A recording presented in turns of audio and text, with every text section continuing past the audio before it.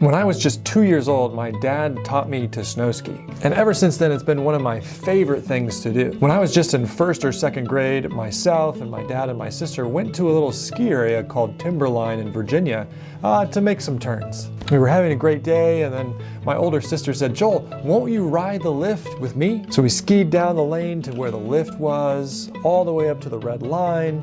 We got prepared for the lift to come around and pick us up, and then the lift hit me dead square in the back. You see, I was a little bit too short to get on, and most of the time my dad would have to pick me up and put me on the seat, but my sister did not have the ability to do that. So there I am, getting pushed by this seat in the back. My sister can't get me on, I can't quite get myself on, and the lift operator, instead of hitting the emergency stop button, decides to grab on to the back of the lift. And eventually, he can't hold on any longer. And what do you think a giant swing attached to a cable does when it's let go by the lift operator? Well, it acts like a swing, and it swung forward, and I went flying. I fell down into this dry creek bed, and I landed pretty hard on my left arm. My dad came down to check me out, and he picked me up and brushed me off, and we got back on the lift, and we went up and we kept skiing. When I got home, my mom, who's a nurse, took one look at me and said to my dad, "Rick, his arm is broken." And my dad was flabbergasted. "No, his arm's not broken. He skied 3 or 4 more runs after he fell." But sure enough, when we got to the ER, they said, "Yep, his arm's broken." They put me in a cast, they got me all fixed up.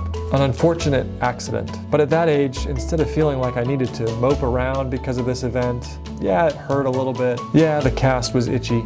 But I could get all my friends to sign it, and I could learn how to do things with my right hand instead of my left. I looked on the bright side about how I could have fun with it. Besides, it was kind of cool to be the kid with the broken arm. Unfortunate things happen to us all the time, and we have a choice what we're going to do in that situation. Are we going to look on the bright side? Are we going to find the opportunities even in the moments of challenge? In today's story, we're looking at the character of Joseph. And I think we can all admit that Joseph faced some real unfortunate circumstances. He was sold by his own brothers, thrown out of Potiphar's house after a lie, and even thrown unjustly into prison. And Joseph could have just moped around. He could have said, "Woe is me," and got angry at God. And while I'm sure he had a lot of prayer and a lot of time talking with God about his situation, he took whatever fortunate or unfortunate circumstance arose and he worked for God. And man, did God really make amazing things happen in his life because of that. What an incredible testimony Joseph has to share. What about you?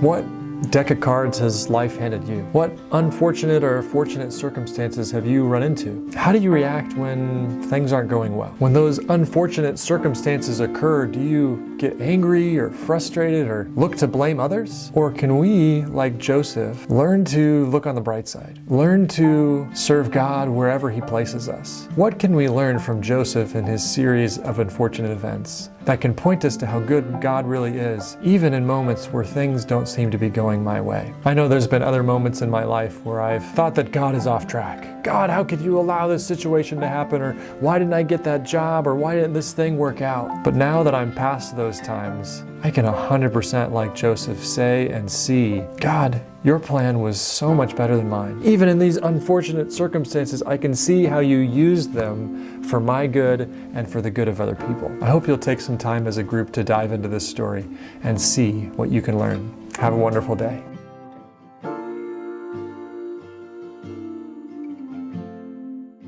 Hey everyone, Pastor Joel here again. Did you know that this video doesn't stand by itself? There are other lessons and guides and helps that can be found at YouSabbathSchoolIdeas.org. Head over there. See if there's some other resources that you can use. Have a wonderful day.